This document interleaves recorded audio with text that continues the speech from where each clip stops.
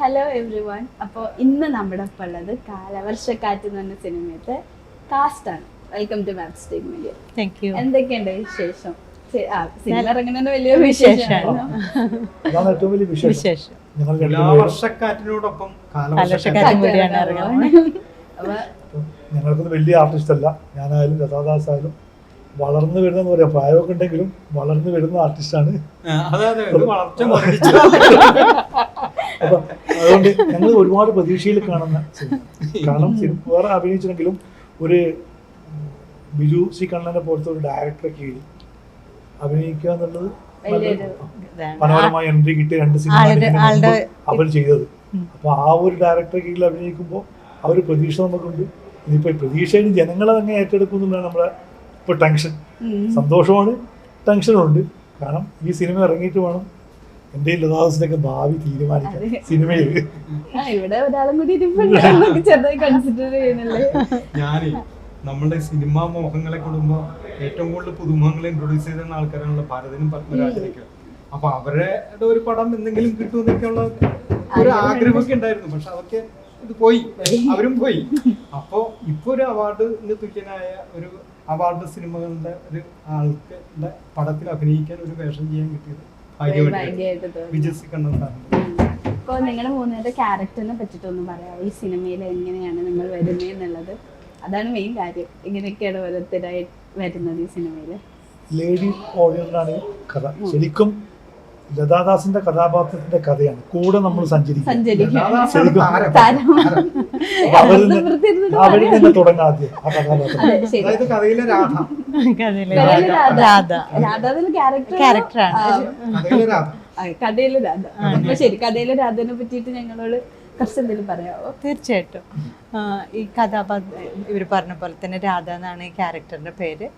Biju sir എന്നെ വിളിച്ച് ഈ കഥയെപ്പറ്റി പറയുമ്പോൾ ആൾക്ക് ഭയങ്കര ഒരു ടെൻഷൻ ഉണ്ടായിരുന്നത് ഞാനെങ്ങനെ എടുക്കും, എനിക്ക് അത് ഏറ്റെടുക്കാൻ പറ്റുമോ എന്നുള്ള ഒരു ഇതുണ്ടായിരുന്നു. പക്ഷേ സിനിമ ലൊക്കേഷനിൽ എത്തിയപ്പോഴാണ് ഈ ഒരു ക്യാരക്ടറിന് ഞാൻ അറിഞ്ഞാലും ഡെപ്ത് ഉണ്ടെന്ന് മനസ്സിലാവുന്നത്. ഞാനോട് പറഞ്ഞത് ഇമോഷണൽ ക്യാരക്ടറാണ്, ചെയ്യാൻ ബുദ്ധിമുട്ടുണ്ടാവുമെന്ന് ചോദിച്ചപ്പോൾ കുഴപ്പമില്ല, ആ ഒരു ഇതിലാണ് സിനിമ തീരുന്നത് വരെ ചിരിക്കാൻ പാടില്ല. എങ്ങനെ പിടിച്ചു? കാരണം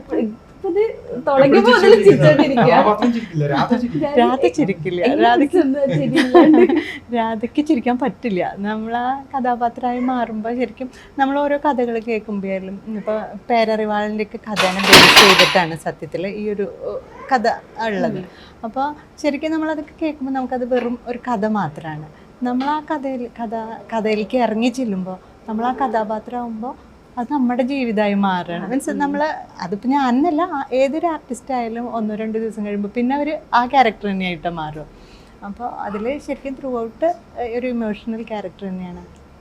നമ്മുടെ നീതിന്യായ വ്യവസ്ഥയിൽ വന്നൊരു പാളിച്ചുണ്ട്, അത് ആ ഒരു കുടുംബത്തിനെ ബാധിക്കാന്ന് പറഞ്ഞു വെച്ചാൽ ഒരു അച്ഛൻ ചെറുപ്പത്തിലെ മരിച്ച് ഒരു അച്ഛൻ എന്ന് പറഞ്ഞാൽ ഇദ്ദേഹം വഴിയിലിട്ടിട്ട് പോയി, ഇട്ടിട്ട് പോയതല്ല, മരിച്ചു പോയതാ.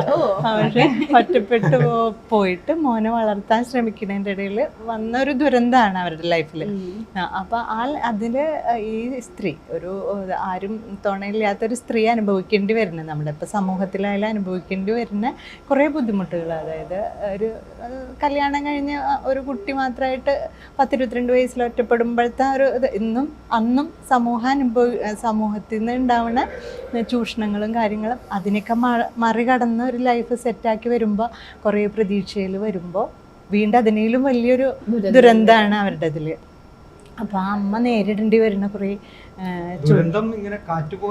അതാണ് കാലവർഷക്കാറ്റ് വന്നുകൊണ്ടിരിക്കുന്നത്. അപ്പോൾ അതിൽ അമ്മയും മോനും തമ്മിലുള്ള ഭയങ്കര ഒരു ആത്മബന്ധത്തിൻ്റെ കഥയുണ്ട് ഈ സിനിമയിൽ. പിന്നെ നല്ലൊരു പ്രണയമുണ്ട്, നല്ലൊരു സോങ് ഉണ്ട്. ഇതൊക്കെ കൂടിയൊരു സിനിമയാണ് കാലവർഷക്കാറ്റ്. ഇതിൽ എൻ്റെ ഒരു 22 വയസ്സ്, 44 വയസ്സ്, 55 വയസ്സ്, ഈ 3 കാലഘട്ടത്തിലൂടെയാണ് ഈ രാധ കടന്നു പോണത്.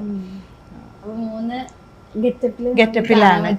3 ഗെറ്റപ്പിൽ ചേഞ്ചിങ് നന്നായിട്ടുണ്ട്. നന്നായിട്ട് വന്നിട്ടുണ്ട്. അത് എല്ലാവരും ഇഷ്ടപ്പെട്ടു. അപ്പൊ അതിന്റെ ഒരു സന്തോഷം.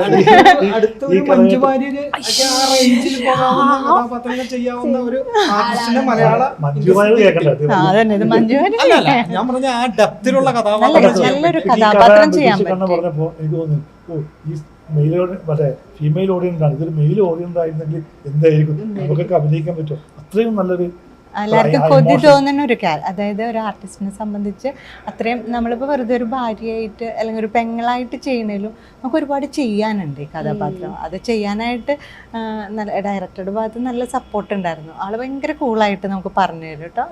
ആൾക്കത് ആ വേണ്ട ഇതിലേക്ക് എത്തിയില്ല എന്ന് വെച്ചാൽ അത് എത്തുന്ന വരെ ക്ഷമയോടെ നിന്ന് നമ്മളെ കൊണ്ട് ചെയ്യിച്ചെടുക്കും. അപ്പം കണ്ടുപിടിച്ചാളോ